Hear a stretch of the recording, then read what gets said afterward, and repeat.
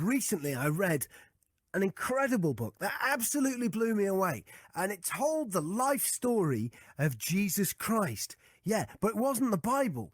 It was a book called The Masks of Christ. And the thing about it is it, like a story, tells, like a storybook, tells you about this bloke called Jesus. And it uses historical facts as well as bits from the Bible to piece together what may have happened and who this bloke was and what he did, whether he existed, and all that kind of stuff. And it blew my mind. And I'm very excited to have the co-writers of that book on the show, Lynn Picknett and Clive Prince. Thanks for joining us on the show, guys. Hi, Nick. Hi there. Do you know, your book is awesome. It absolutely blew me away. I mean, wow, just unbelievable. What we're going to do is this will be the first in a series of interviews. And on tonight's show, I'm just going to ask you to tell us the truth behind the birth of Jesus. What actually happened? What can be proven? Which bits of it are true? Did they meet in a stable? Was there a virgin birth? How did it all work out? Break it down for us. Well, can I first say that, a lot of people out there might not know what the story is supposed to be. The story is supposed to be that Jesus was the Son of God. He was born of a virgin. Her name was Mary. He was born in a stable because there was no room in an inn, and that his birth was attended by wise men from the east, who are also known as the Magi, and shepherds who knelt in adoration to him. So that's that's the background. That's the standard story. Mm-hmm. However, ... It's all really rather different. For a start, the virgin birth. I know this, we're not saying this to be offensive. This is the result of our research and other people's researches. Basically, let's put it this way. The first Christians, the first generation of Christians knew nothing about the virgin birth. They knew nothing about it because it was added much later to the story and therefore never really existed. Really? So Christians, after Jesus died and stuff like that, they were totally unaware of all the virgin birth stuff? Yep, certainly. The first generations of Christians, didn't know a lot of the things that turned up in the Bible later. The thing that came across very clearly is that before Jesus first made an impact when he turned up and was baptized by John the Baptist and then started his mission. And it's clear that nobody really knew anything about him before then, which was around about the age of 30. The earliest things that were written have nothing about him. The story starts with him being baptized. All the other material, now obviously later on people said, well, where did he come from? What did he do before he turned up? And they filled in the gaps, and they actually filled in the gaps by actually borrowing stories from other myths, other gods, even stories of Roman emperors, and basically kind of made up this fictional story, which is the one that we celebrate every Christmas. And there's really nothing in that stands up historically at all. It's all later inventions. The very first Christians didn't know anything about all that. Is it the case that this story then is lifted from earlier stories, or was it just someone invented it one day, sat down and wrote it for a bit of fun? Well, the thing is, Nick, that it's one of those sort of moments of revelation when you start as an early age as a Christian, as I did, and then you have various stages of research which are revelations. And a quite basic thing, actually, is that at the time and place of Jesus' life, around the Mediterranean, there were many, many other what's known as dying and rising gods.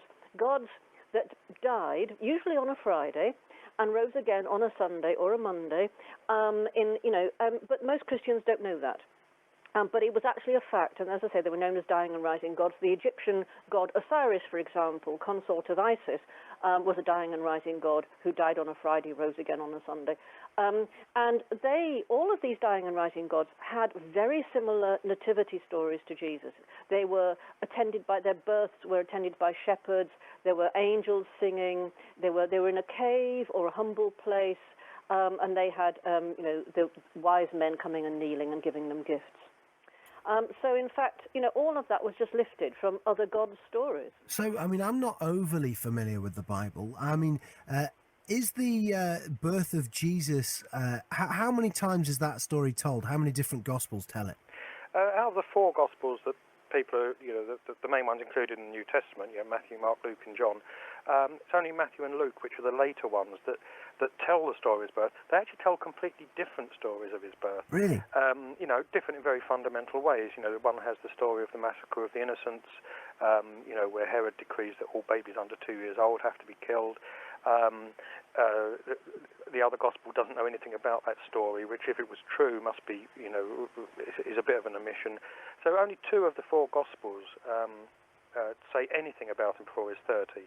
And the gospel that is generally reckoned, certainly to be the first one that was written, which is Mark's gospel, just starts with him being baptized. Nobody knew anything about him before that. In fact, there's only one thing that you can really extrapolate from those early stories about him, what happened to him before he was 30, and that is that nobody knew who his father was. That's as far as it can go. This seems to be where the whole virgin birth idea came from, because when Jesus was around and was preaching as a grown man, people knew about his mother, but nobody knew anything about his father.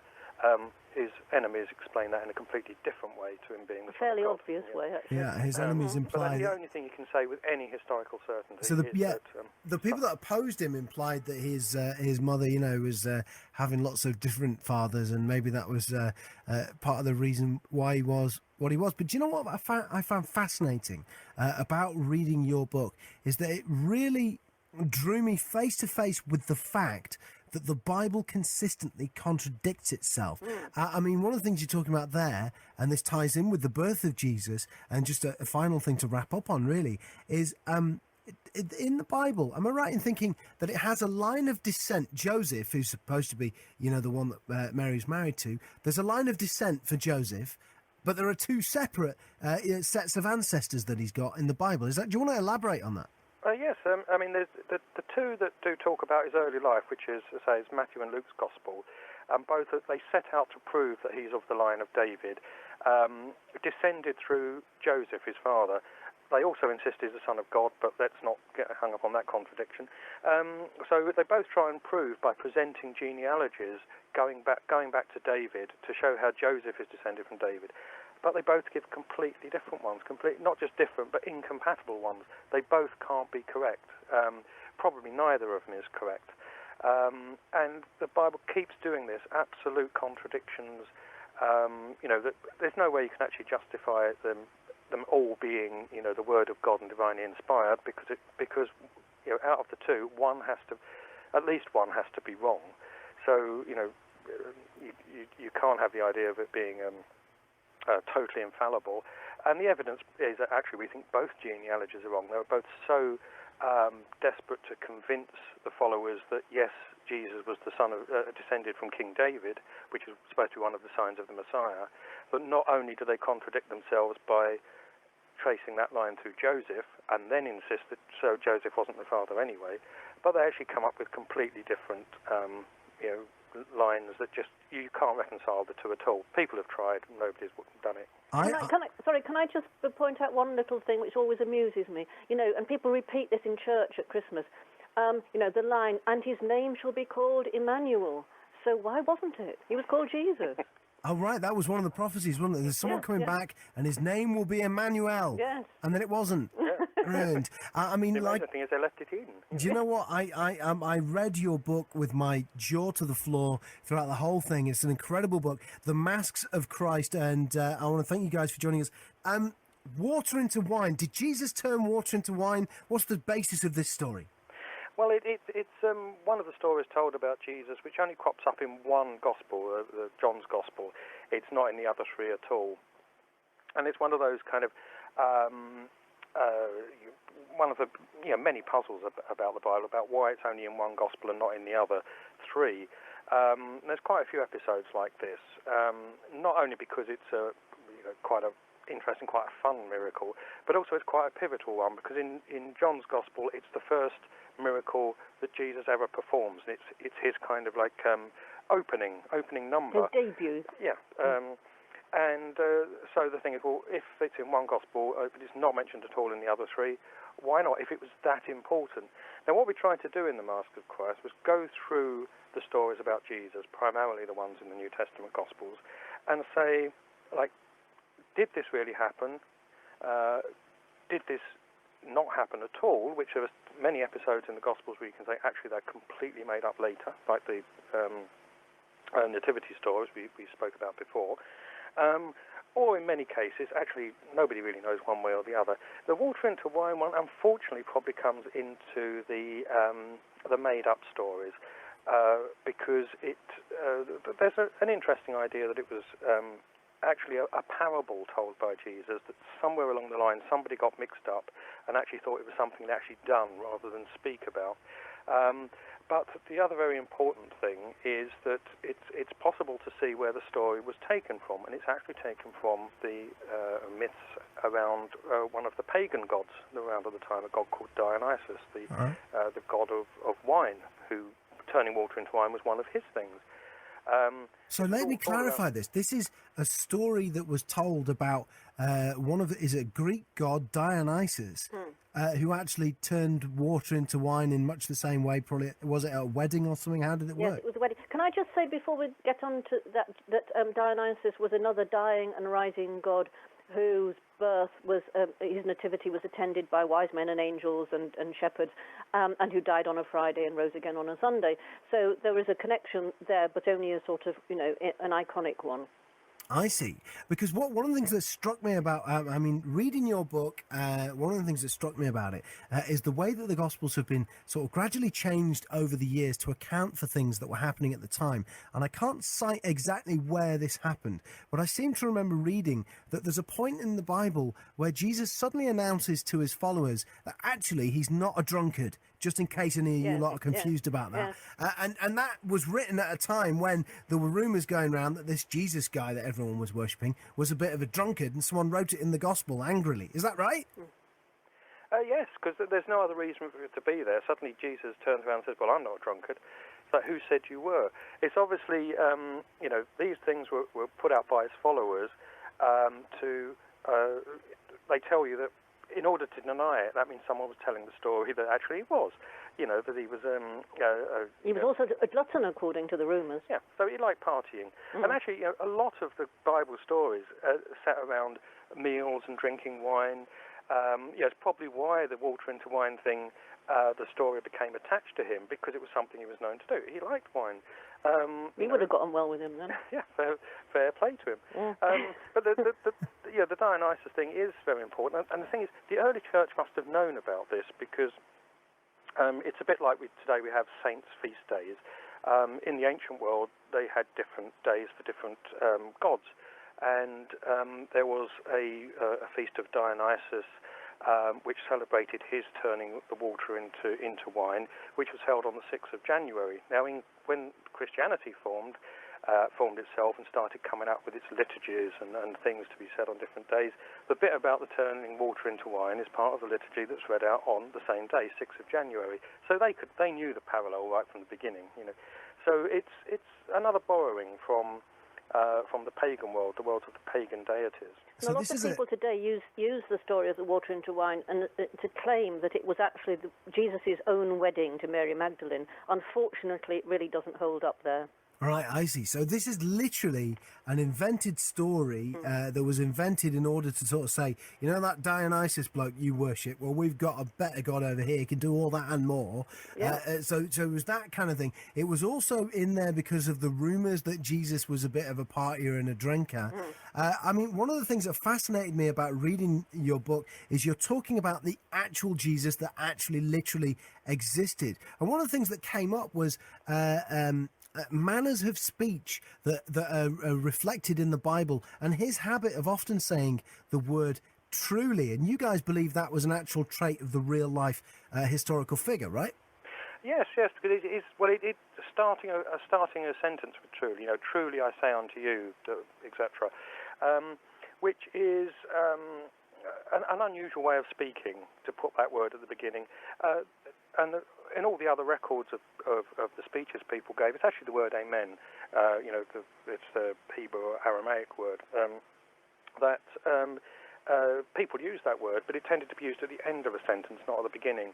So little things like that come across when it's consistently applied in different texts written by different people, that always have him speaking in that particular way. You think that's based on a genuine memory. That is the way he actually spoke. And you do get little bits of his personality coming through, like the love of wine. You do actually get down to a real historical character that was heavily embellished and embroidered and mythologized, but nevertheless was a real person who was around at a particular time and did certain things. Well, actually, the saying, truly, I say unto you, in the King James Version, which certainly older listeners, will probably know, it's that amazing phrase, verily, verily, I say unto you, which, as a child I was always amazed by it. It rolled off the tongue, verily, verily, but it shows that, he really lived and he was idiosyncratic. There was an actual sort of verbal tick coming through in the text. Exactly. That's fascinating. I mean, the water into wine stuff it's one of my favourite miracles. Listen, I mean, I want to thank you guys for joining us on the show. The loaves and the fishes. Now, am I right in thinking this ties in with the Sermon on the Mount, and this is when loads of people gather to see Jesus, and then he dishes out the fish and the loaves? That's the story that most people will be familiar with, whether they go to church or not. The story it seems to simply be about a big gathering somewhere in the wilderness where everyone had turned up to hear Jesus. It wasn't actually the Sermon on the Mount; it was another occasion. But big gathering in the wilderness, people turned up to hear Jesus, thousands of people, and they forgot to bring any food with them. So when it got to the end of the day, no food for anyone. Jesus said, "Leave it to me. What have you got?" "Oh, we've got a couple of loaves and a few fishes." And miraculously, he managed to feed all these, depending on which account you read, 5,000 or 4,000 people with this tiny amount of food. And it's normally presented, it's written up in the Gospels as though it's a miraculous thing, and that's the way it's always been spoken of ever since. When we actually looked into that, it's a very unusual miracle. It's not the normal kind of thing that Jesus does. And that kind of sets it apart from the beginning. And what we actually found as we kind of traced back the sources of the story and the way it's told is that the people that put it in the Gospels really missed the point, either because they genuinely didn't understand the point or they wanted to evade what was the real point. And the real point of the story actually wasn't the feeding, it was the gathering. The fact is, if you even read the way it's written up in the Gospels, the gathering, it's written up as if it's a kind of military gathering. It talks about, first of all, it's when they say it's the feeding of the 5,000, it's 5,000 men. They may have been women and children there, but they're not important for the purposes of the story. It's the fact that 5,000 men, and Jesus gets them to sit down in hundreds and fifties, ranks. It's like a military formation, and then he goes about distributing the food. Now, what this appears to be, Jesus had political ideals. He was out there to get the Romans out of Judea, out of the kingdom of Israel, and take over Jerusalem. And this appears to be the moment where he basically started.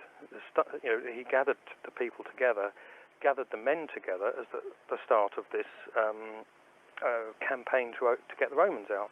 It was almost a military, often described as a paramilitary gathering. Now, part of that, as taking the role of the Messiah, it's partly in Jewish terms, it was being a military leader, a political leader, more than being you're sent by God, but you're mostly basically a warrior king. But you've still got sort of priestly functions, which involves kind of ritual meals, and the loaves and fishes was the ritual meal part of that. Now, by the time that gets written into the Gospels, all that has become irrelevant. So they're thinking this was a really important event in Jesus' life and career, but what's it got to do with it? Oh, it must be that he miraculously multiplied this food, and that's not the way it was told at the beginning. It's not the food that's important. Obviously, there were no women involved because women would have seen to the catering. But really, what Clive said is staggeringly important. I mean, the thing is that people have this rather cuddly image of Jesus Christ now. They think that he was this lovely man who came and healed the sick and is there for you. And why not, indeed, because that's faith. But we're talking about the historical facts as far as we could piece them together. And the thing is that, as Clive said, we can't stress this too much. The Jewish Messiah was not supposed to be a spiritual leader for the whole of the world throughout history. who atoned for our sins by dying a really horrible and shameful death. And that's the whole point. Jesus actually, and there is actually no other way of putting this. It sounds shocking, but it's true.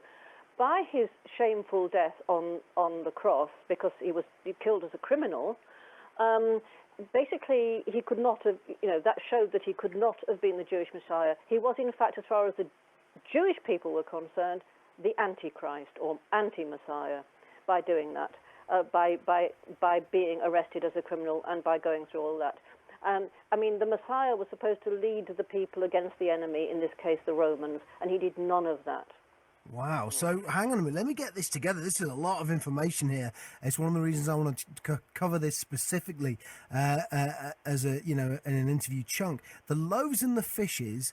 Basically, what we're talking about here is the gathering of an army of 5,000 to 4,000 men, ready to cause a bit of nonsense. And there he is. He's capable of feeding the army as well, and they're all ready to rock. And I mean, one of the things as well is, it compromises the image of Jesus as kind of the Prince of Peace. And then one of the things that I'm thinking of as well is something I read about in your book. His disciples were pretty spicy characters, weren't they? And they weren't, they were pretty handy with the blade and stuff like that, weren't they? Oh, absolutely. I mean, you just tell from Jesus gave them nicknames, the most famous one being, his disciple Simon, who was called Peter. Peter meaning the rock. And we're given this kind of pun, that, on this rock I will build my church, says Jesus. Pun doesn't work in the context of his time because there was no real concept of a church as a building at that time when he was speaking. And that pun only turns up in one gospel. In the other gospels, Simon is nicknamed the Rock, but it doesn't say why. Well, actually, the most obvious reason for calling him the Rock is because that's what he looked like. It's like calling him Rocky, as like the wrestler pointed out. Like the wrestler, The Rock. The Rock, yes, The Rock. Then you've got a couple of others, a couple of brothers in there who Jesus named the Sons of Thunder. And then you've got little stories in the Bible where people do things that offend Jesus, and the Sons of Thunder are the ones that say to Jesus, "Shall we sort these people out for you?" And Jesus, of course, says, "No, leave it." But you get this image building up of actually rather, these are rather more serious guys. Bit of a hard men around him, and there are also certainly signs. There was another Simon, not Simon Peter was Simon the Zealot. So the Zealots were kind of these extreme nationalist, not quite terrorists, but going that way, freedom fighters. Judas Iscariot. No one quite knows what Iscariot means. But one of the most plausible explanation of that word is derived from a word Sicari, which was essentially a terrorist group that went around assassinating Romans and collaborators with the Romans with these knives called Sicar, which is where their name came from. So there's lots of clues that the people actually around Jesus in his following, the people that Jesus chose for his following, actually were, a bit tasty, really. Yeah, it's sort of like a movie by Guy Ritchie, isn't it? Now I'm picturing in my mind, an army of men all getting ready to rock, led by The Rock, the Sons of Thunder. Yeah. Man, that's insane. I mean, this is how have people reacted to your interpretations of this stuff? I mean, you're backing it up with historical record and massive research, and the book details all of that. But you must have made a few enemies with these kind of things. Well, not with this book, because it's early days with this book, and so far we've been very largely ignored, we have to say, on this one. But I mean, it usually takes a while. But our previous book, this is kind of a sequel to previous book, which inspired the Da Vinci Code. Book called The Templar Revelation. Yeah. Oh, by the way, we're in the movie, We're in the movie of the Da Vinci Code. Do you guys pop up in the Da Vinci Code film? We were given a walk-on part because of our contribution to the book. That's awesome. Which was great. I mean, in Templar Revelation, which came out in 1997 to start with, it was revised last year, 10th anniversary. basically, we uncovered a lot of stuff. That was the first time we kind of hit the public. And yeah, we've had a few run-ins with people, a lot of the stuff. I mean, we followed up a lot of the stuff that was in that book, and we've updated Templar Revelation, and this is the sequel to it anyway. Guys, do you want to tell us the official mainstream version of the story of Lazarus, and then we'll get into what you think actually happened and some of the stuff behind it?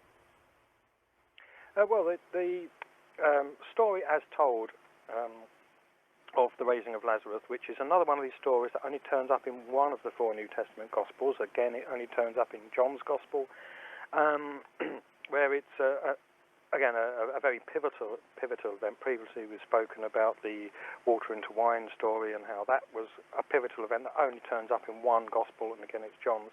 And this is where Lazarus, who is a friend of Jesus, a young man who dies while Jesus isn't around.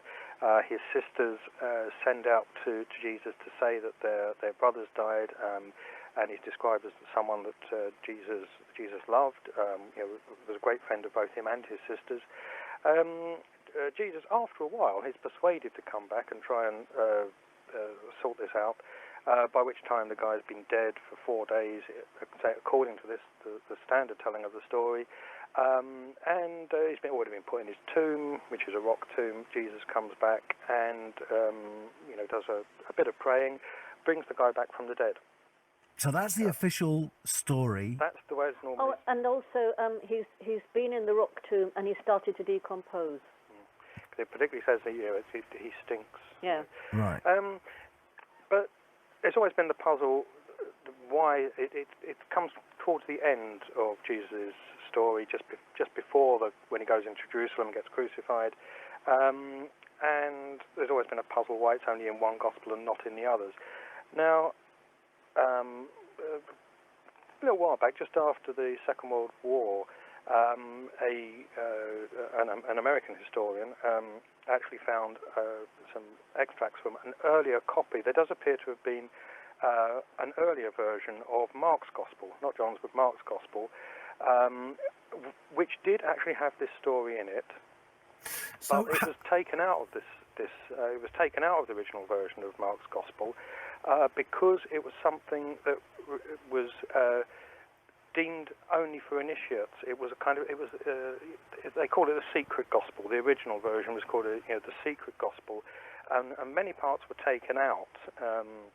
Whoa, hang on a minute. So this is big. So let me get my head around this. Let me try and understand this. What you're telling me is that the story of the resurrection of Lazarus is, if you go and buy a copy of the Bible, you'll only find it in one of the Gospels. However, there was a finding made of a different version of the Gospel of Mark, which includes the story of Lazarus, and which appears to be a secret version of the Gospel of Mark, only for high initiates of Christianity. Yes. Right. Basically, yes. Good God. And there are, we don't know how many differences, but there was this kind of idea that Mark's Gospel, as originally written, had stuff in there that wasn't for everybody, that was only reserved for the high initiates, and stuff was taken out. This was an American scholar. He died in the 90s, called Morton Smith. His work is very controversial. Since his died, he's actually been accused of hoaxing this. Something we go into in the book in some detail is to actually say why he couldn't possibly have hoaxed it. It must be true. But the thing is, it shows that the story of of bringing this youth back from the dead, he's not actually given the name Lazarus, but it's very clearly the same story, was in one of the other Gospels, but was taken out. And the reason it's taken out is because when you read it in that version, in Mark's original version, it's obviously something it's a ritual. It's not a literal, as it's told in John's Gospel, it's told in a very literal way. Jesus brings somebody dies, Jesus brings them back from the dead, kind of end of story. In the original Mark version, it's very clear this is a symbolic death and rebirth that a lot of the pagan mystery cults of the time went through. It's a ritual. I mean, you even go through it in modern Freemasonry. Quite a common ritual. It's a ritualistic element, and it actually has another part to it where the young man Lazarus is after being brought back from the dead, then goes to a sort of a nocturnal initiation ceremony with Jesus that marks the entry into his innermost group. Hang on a minute. A nocturnal initiation ceremony. Yeah, I mean, yes, I mean, modern people, including Eunuch, I think, just then, probably think immediately, oh, there's something a bit dodgy, a bit sexual maybe about this. And various commentators have suggested that it was a sexual ritual. And we have no more information, annoyingly, about that. But, it's possible, because gurus, they do get up to this kind of stuff. And it is indeed part of sexual mysticism. So, maybe it was. But the major point, as far as I can see, is that most Christians believe that Jesus stood up and he said, these are my beliefs. This is what you go out and do. This is how you live your life, and that's it. That's for everybody, exactly the same. But no, very, very clearly from these stories and indeed others, and the whole idea of a secret gospel is that Jesus reserved some inner teachings for his inner circle. Great secrets, which you only, you're initiated into. It wasn't, in other words, his message wasn't for everybody. So this is huge. Hang on, let me get my head around this. This is huge, and I imagine that people listening to the show will be having difficulty believing some of this. It's so big. What you're telling me is that firstly, there's a secret copy of the Bible, secret Mark, a secret gospel written by him. Secondly, what you're telling me is that these secrets have been a part of Christianity all the way back to Jesus himself. Jesus kept secrets. He had nocturnal initiation ceremonies that he carried out with some chap called Lazarus. And also, you're telling me that these sort of hidden parts of Christianity could be the key to understanding the whole thing. I remember in the book you talked about the Egyptian mysteries. What is that? At the time that Jesus was doing his thing in the world around him, the Roman Empire, which is basically taken over from the Greeks before and incorporated the Egyptians, all these pagan, what they called the mystery cults, the mystery schools, and mystery religions that were around, all based really around dying and rising gods and goddesses, and they all had these kind of inner rituals in which you were initiated into it. Things like baptism was a classic one, going through a symbolic death and rebirth. A lot of the things, another key one is the idea that you eat the body and drink the blood of a god in the form of bread and wine in order to form a mystical communion with them. All things we're very familiar with in Christianity, but which had been around not in the Jewish world that Jesus is supposed to be part of, but the pagan world around him, well before he came on the scene. And this is the kind of big paradox about Jesus, because last time we were talking about the feeding of the 5,000 and how that appears to have been a sort of messianic uprising to throw the Romans out of Jerusalem. Jesus taking the role of the Messiah, which is very kind of hardcore Jewish nationalist. On the other hand, there's a whole lot of stuff in the gospel stories which have nothing whatever to do with Judaism and much more kind of to do with the pagan mysteries. This contradiction has been recognized for a couple of hundred years. Most historians and academics deal with it by assuming all the mystical stuff, the pagan stuff, was added on later by Christians, had nothing to do with what Jesus was about. But when we went back into the history of it, we've actually found, no, both are equally significant. Both are equally genuine, authentic. Both are part of what Jesus actually did. And then we had to this way of kind of, how do we reconcile, on the one hand, a hardcore Jewish nationalist with this sort of pagan guru, almost. And that gets into a whole other complicated story, but there is a way of actually kind of reconciling that. But it comes up with a very different picture of Jesus to the one that we've always been familiar with. So did Jesus, in the opinion of you two, I don't know if you believe in the supernatural or not, but in your opinion, did Jesus possibly have any supernatural powers? In a way, we'll never know the answer to that. I mean, certainly a great many of the miracles that are described in the Bible, and the whole sort of miraculous nativity thing, as we've mentioned before on this show, basically, they were conjured out of nothing. They were lifted from stories of other dying and rising gods that were around in the Mediterranean at that time, and indeed many hundreds, if not thousands of years before the age of Jesus. But the thing is, we'll never know whether Jesus had paranormal powers. It kind of amuses us that, you talk to vicars and priests and you use the word occult to them, and you say, oh, Jesus was obviously an occultist. He could do all, how dare you, they're, oh, not the occult, that's a naughty thing. Jesus was Jesus, and only he could do these things. Well, we do believe that it's possible for people to have, unusual powers, shall we say. He was using things like you're literally talking about the occult means hidden. Yes. And he was literally using hidden magic, which has been concealed from humanity over these years. So was Jesus really crucified? Did that really happen?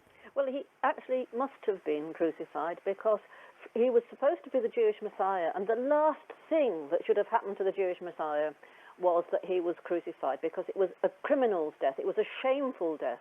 And the Jewish Messiah was supposed to be not a spiritual leader and certainly not, a criminal. He was supposed to be this noble hero who would lead the Jews against their enemy, in this case the Romans. So, yes, he must have been crucified. It was an awkward fact. Right. It must have happened. It's an ugly fact that has to be dealt with. Yeah. Okay, so he was crucified. Is that recorded? Is that a matter of record outside of the Bible? It is recorded by some Roman chroniclers. They were not actually of the time, but they're basing it on earlier records. That he was crucified by Pilate. The really significant thing is it's very clear, despite the way the Gospels stories spin it, it was the Romans that crucified him. Crucifixion was a Roman penalty that was reserved for basically rebellion against Rome, rebellious slaves or subject people that tried to have an uprising. Crucifixion was the prescribed death for those. Because one of the big controversies for people who aren't entirely familiar with this story and the ramifications it has throughout human history is that a lot of people try and pin the death of Jesus specifically on the Jewish people, and that's what's caused so many of the problems and racism and difficulties that we've had throughout human history. That's true. The reason that happened was because by the time the Gospels were being written, they're being written by Christians who are now in the Rome, trying to make their way in the Roman Empire. They're trying to differentiate themselves from the Jews. The Jews had, about 30 years after Jesus' time, there was a rebellion. The Jews rebelled against Rome. Romans put the rebellion down. And so the Christians of that time, after that rebellion, were very keen to say to the Romans, look, we're nothing to do with those Jews that have been causing you all these problems, and we're harmless. They then had a problem in admitting that the founder of their religion, the person they're following, had been executed by the Roman governor for rebelling against Rome. So they rewrote the story to make the Jewish authorities of Jerusalem responsible for it. So they passed the buck. Now, it's quite possible that the Jewish authorities, who were basically in collaboration with the Romans, had a part in it. They probably handed Jesus over to Pilate. But the Gospels actually have this part of Pilate actually washing his hands to show that he's innocent. You go through that story from a historical perspective, knowing what we know about Pilate from other historical sources. Hard man, didn't cave in to people easily. It was actually eventually removed by the emperor for being too hard. And that was by Roman standards. And the historical consequences of that spinning the story, of course, the people that rewrote the story in that way didn't know that was what the consequence was going to be. But the consequence has been that ever since the Jews have been blamed for the death of Jesus, and in fact it was the Romans. So what was Jesus crucified for then? What was his crime in the real world? What had happened there? It could only have been rebellion. That if he was crucified, as I said earlier, that was the sentence that was reserved for those that rebelled against the authority of Rome.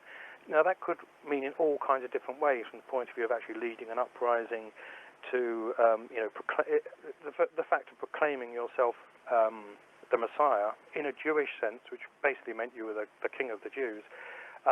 You're opposing the emperor's authority. So it doesn't have to be a violent kind of revolution, but just the very fact you're saying, I'm the true leader of these people. You're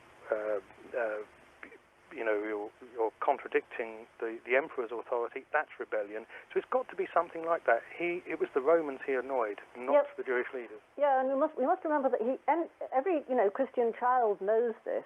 I learned it at Sunday school many years ago, centuries ago, when, he actually entered Jerusalem on a donkey. And everybody thinks it's a bit weird, but it sounds really nice and, sort of a nice thing. But actually, no, it was hardcore Jewish nationalists. That was because it was prophesied that the Messiah would do that. And so he was actually obeying. He was kind of using as his crib sheet the Old Testament. What does the Messiah do? He does this, he does that. Right, I'm going to do it. All right. So, I mean, listen, we've spoken in the past about the miracles of the loaves and the fishes, where Jesus, it looks like, was gathering together an army. I mean, then there's something else that we've not yet mentioned, which may tie in with his crucifixion, and that's when he sort of famously kicks off at the temple and gets a little bit spicy and violent. I mean, are these things? This is a picture of Jesus as kind of a military leader who's leading a revolt against Rome and is ultimately crucified. Yeah.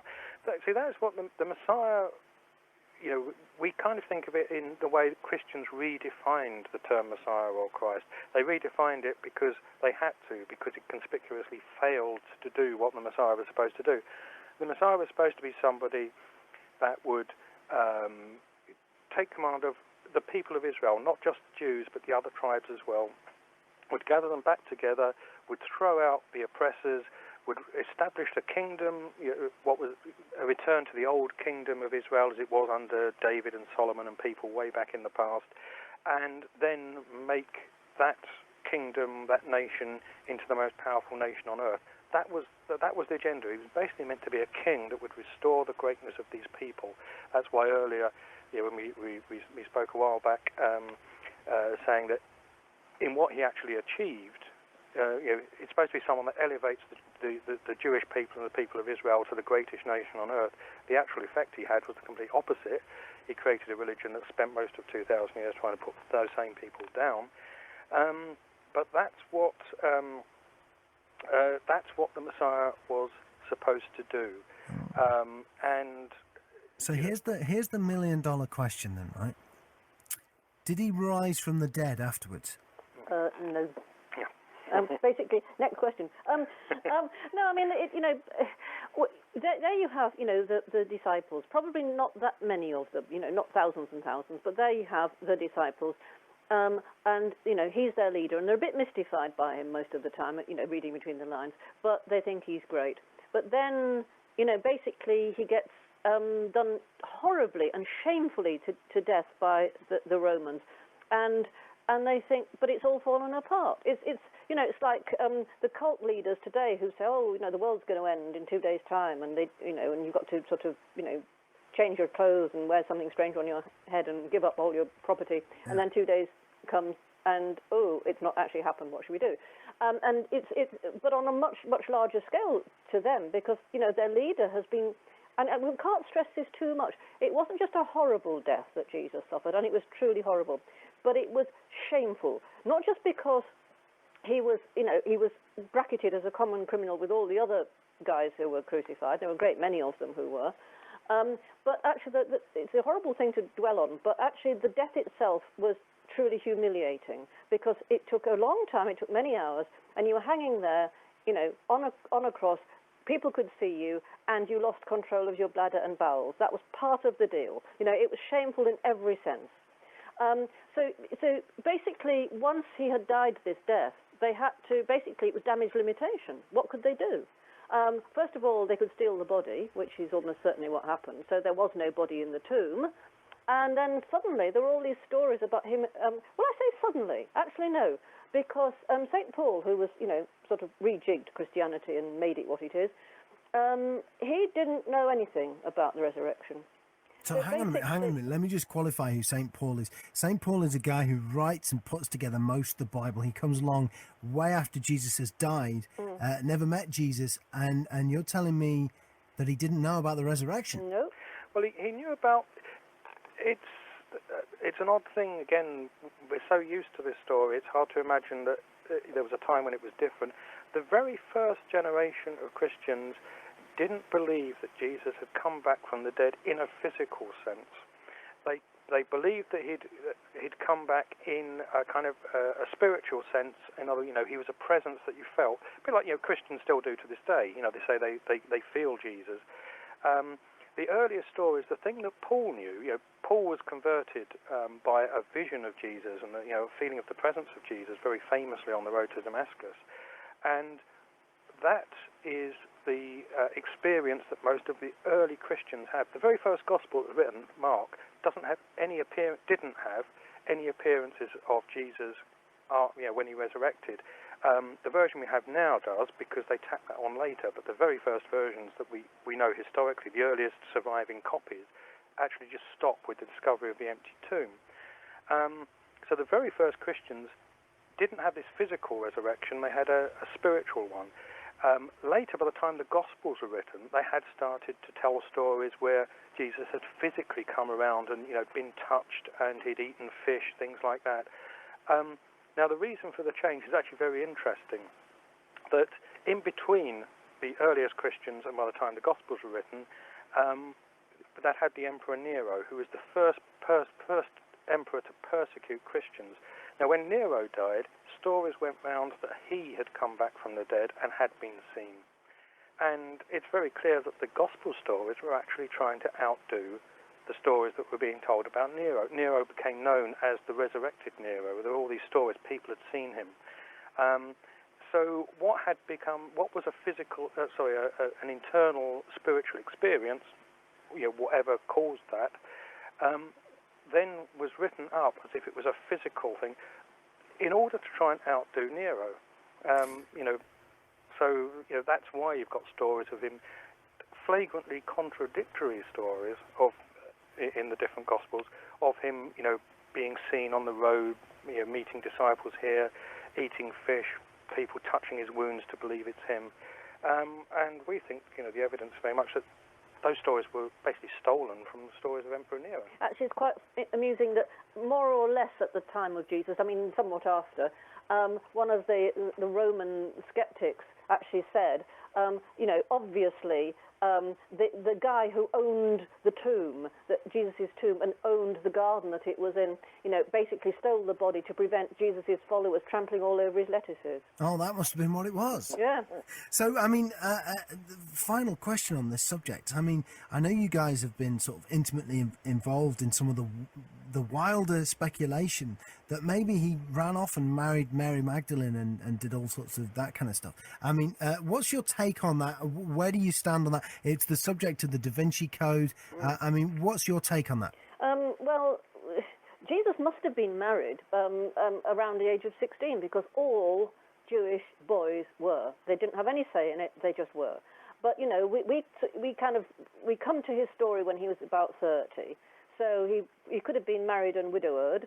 He could have had grown-up children. But the thing about Mary Magdalene is a different thing. The attitude to her, in all the Gospels known, that's the ones that weren't included in the New Testament. People who, fans of the Da Vinci Code will know about them. They're called the Gnostic Gospels, and they've just come back to haunt the church. They're around in English now, and you can read them.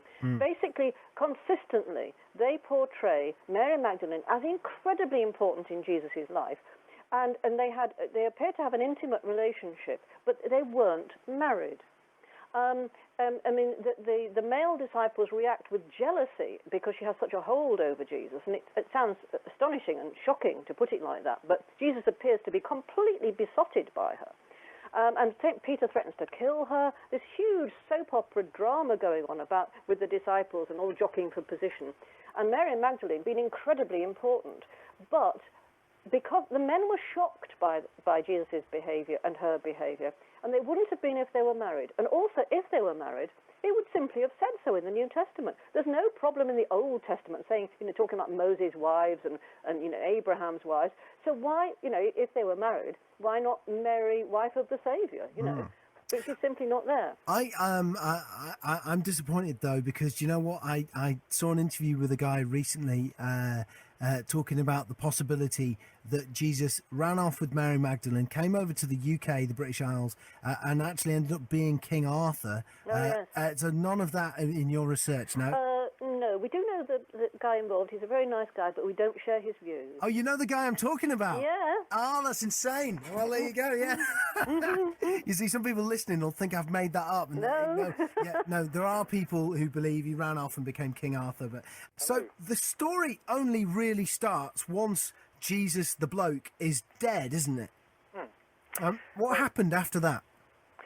That's, I mean, the big puzzle really is, if you think about it, even if the story as told in the Gospels that we're familiar with is true, as we've previously been on and said, we dispute some of it, like him actually resurrecting, coming back from the dead, that kind of thing. But even if it had been true, if Jesus had been crucified, had come back from the dead, had seen his disciples, that's fine. You could understand why those disciples were so fired up by it. But how did they then go and convince other people that hadn't been around at the time that these things had happened? Because they'd just, well, on the one hand, people either think they're mad. Yes, and we know that guy was killed, but we've spoken to him, honestly. So on the one hand, they'd have been thought of as mad. On the other hand, elsewhere in the Roman Empire, a lot of people would have said, well, yes, so what? That's what gods do. All these, these were very kind of familiar ideas. The emperors were believed to be gods.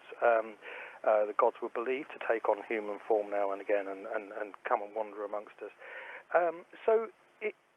Although it might seem obvious, this amazing thing is supposed to have happened in Jerusalem, therefore lots of people around the world got excited by it, actually doesn't make sense. It's one of the things that we spend a lot of time looking at and puzzling about.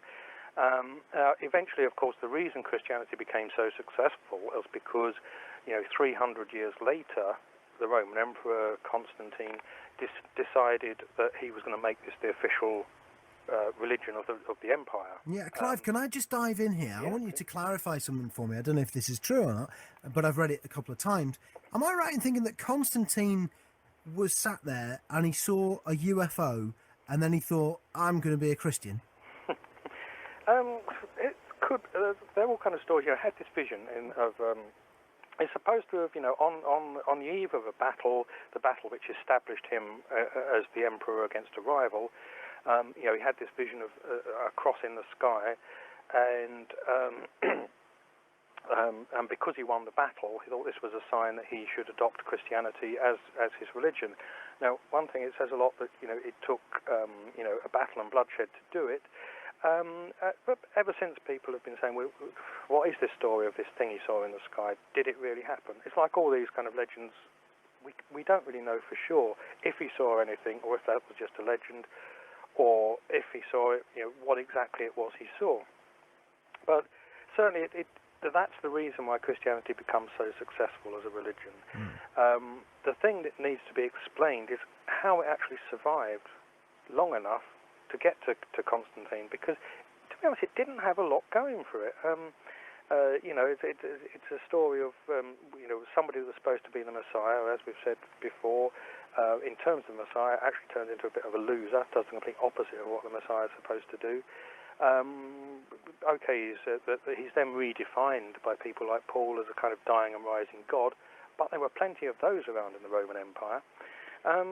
So it does become a bit of a puzzle, but the conclusion that we came to is that it comes down to the early Christian communities did have this thing of creating ecstasy, the speaking in tongues, the prophesying, and that seems to be the thing that characterized it, that you didn't get with other religions. You could go along and it would be this, it's a bit like the kind of charismatic Christians you have today. It's actually an experience, something you could go along, and it wasn't somebody preaching about this guy that died for our sins, or this guy that said you should be nice to everybody. Wasn't the first person to say that by any means. So it's actually that experience of almost mass hysteria, has to be said. The Christians threw the best parties. Sorry? The Christians threw the best parties. Well, actually, yes and no. It's quite interesting that when they were persecuted, there was a kind of movement within Christianity that they thought they loved it. I mean, they loved it. They loved being martyred. They thought it was great. I mean, there's a story about one Roman ruler of a city. He'd been out somewhere and he was going back into the city, and outside the city walls were all these Christians begging to be martyred. Really? It was like something from Monty Python. It was just, in fact, Life of Brian is often extremely accurate, we've found, in many respects. But there was a kind of political element, perhaps, in Constantine choosing, it had to be, when the emperor choosing Christianity as the state religion, because it kept people in their place. Basically, if you weren't wanting to be martyred, you were basically, you stood back, you didn't actually rise up, you weren't going to be a rebel, you weren't going to, commit bloodshed, you were going to do as you're told, because in the next life you would go to heaven. And, it would obviously appeal to rulers. So am I right in thinking that most of the Bible is written by people who never met or knew Jesus? Yes. The Gospels were put together quite some time afterwards. It's a matter of debate exactly how long, but at least 20 years, probably quite a bit longer than that. Bits of the stories in the Gospels do go back to Jesus' life. People assembled it from all different sources. So certain bits are authentic, and you can do a lot of kind of detective work, which is, quite fascinating to do, to actually get back to certain bits which must be authentic Jesus. Other bits you can say, this was definitely invented. We only know for sure that the Gospels exist in the form that we know them from the period just after Constantine, 300 years later. The Gospels are still being changed many years later. For example, a story that many people will be familiar with, the story of the woman taken in adultery, where Jesus says, let he who is without sin cast the first stone. Great little story. Wasn't put in the Bible until the 12th century. So it was put in the Bible 800 years after Jesus' time. They're still adding stories to it. It's not in there before. But, so, yes, the whole thing's taking shape over a long period of time. But we must also remember, and this comes as a terrible shock, to people like us who are brought up as Christians, but that, in fact, what the New Testament is, the Christian bit of the Bible, is essentially propaganda for the Jesus Party. It was written, if you like, by the victors, and you'll say, well, who were they, who were they beaten, essentially? And this is the great revelation of our book. Basically, they had beaten the followers of John the Baptist. And everybody thinks, John the Baptist was a herald of Jesus. He knelt down in front of Jesus. It says so in the New Testament. He hailed him as the Christ. And that was the end of John the Baptist, who was beheaded in jail and blah-de-blah. And forget about John the Baptist. But in fact, no. And this is the great revelation, that in fact Jesus himself, in an earlier version of the Bible, had said, John the Baptist is the Saviour of the world. Now that has been removed. That is not in today's New Testament. Jesus started life as one of John the Baptist's disciples, perhaps one of the inner circle, almost certainly, perhaps even his chosen successor up to a point. Then John appeared to have doubts about Jesus when he was in jail. He sent a message out to Jesus saying, are you really the one who is to come, or do we look for another? So, it's a bit strange for somebody who not very long before had fallen down at his feet saying, you're the one. So John the Baptist, John the Baptist is the guy who baptizes Jesus, but what you're saying is, and this is in the Bible, isn't it? He's there, he's in prison, and he writes to Jesus and says, are you really? I mean, come on, mate, shall we look for another one? Yeah. Well, hang on, listen, this is huge. So what basically, as I understand it from reading your book, what happened is Jesus died, and then it breaks off into loads of different groups of people. You've got people who are still following John the Baptist. Then you've got people who are trying to set up this new one, a lot of whom haven't even met Jesus. You've got some other bloke called Simon Magus. Yes. Who was he? Tell us a little bit about that guy. Well, we call him the Bad Samaritan. It's a bit of a joke, really. He was a Samaritan and his name is clue to the kind of person he was. Magus meaning, if you like, almost witch doctor. Magician. And he had a terrible reputation in the early church with the church fathers, because he practiced sexual mysticism, which of course they thought was disgusting. He wrote some fairly graphic books, apparently, and he was worshipped as a god. And a lot of people obviously thought that either he was very, very like Jesus or he actually was Jesus. And so there was a bit of confusion, and the church fathers were saying, he is not the Christ. They had to come out and actually spell this out. But one of the things that Simon Magus was, which, you don't hear this people mentioning this a lot, was that he was officially nominated by John the Baptist as his own successor. Really? So he follows on from... I mean, one of the things that made me laugh about Simon Magus is that he's there, he's doing the loaves and fishes stuff or whatever, he's doing a few miracles here and there, and people are going, oh, hey, maybe he really is Jesus. And then there's one account of him saying, right, listen, I'm gonna be buried 3 days' time, I'm going to come back to life, and that's how he died. He buried himself alive. Yeah. I mean, it's funny, the story is told by the Christians who, they hated him, so they're going to tell a story like this. But it is a funny one nonetheless. They're saying he's trying to mock Jesus, so he dies. Dig me up in 3 days, and I'll be I'll be okay. Well, they dug him up, and he wasn't. Because there is actually some evidence that Simon Magus actually did claim to be Jesus resurrected. It's very clear that Simon Magus and Jesus were very, very, very alike, even down to having this female companion, the Mary Magdalene character. Simon Magus went round with a woman called Helen, who he fulfilled a similar role. And Jesus and Simon Magus, they were too alike for comfort for the early church. And when you realise, that there are old texts around that actually say that Simon Magus was, a follower of John the Baptist, was John the Baptist's nominated successor, presumably after he had withdrawn that from Jesus. A completely different picture, not just of Simon Magus and of John the Baptist, but of Jesus starts to emerge from this, that starts to pull together a lot of these otherwise contradictory things between Jesus, some of Jesus being hardcore Jewish nationalist, some of it being pagan mystery stuff. You get exactly the same things with Simon Magus, who is an exact contemporary of Jesus, who for a time actually was a Christian in Samaria. And this is within 10 years at most of the crucifixion. They almost certainly knew each other. Do you know, I mean, the thing is, we can only ever scratch the surface with this kind of thing, but it's unbelievable. The stuff that's in your book, Masks of Christ, again, researched, cited, point for point, showing where all of this information is coming from. My final question to you guys, in doing this research, I mean, do you guys believe in God? Are you Christians or are you not Christians? Or what's the deal? I think we'd be very strange Christians, frankly, if we, we've done all this research and we still were. No, we're not Christians, not at all. In fact, I have to say that we find the church a very strange organisation, especially putting it delicately. And all the things that Dan Brown said about the church, we could, times by 10. Really? But the actual belief in Jesus, you cannot quarrel with. Not our belief, but Christians' belief. You can't quarrel with faith because it's an emotional experience.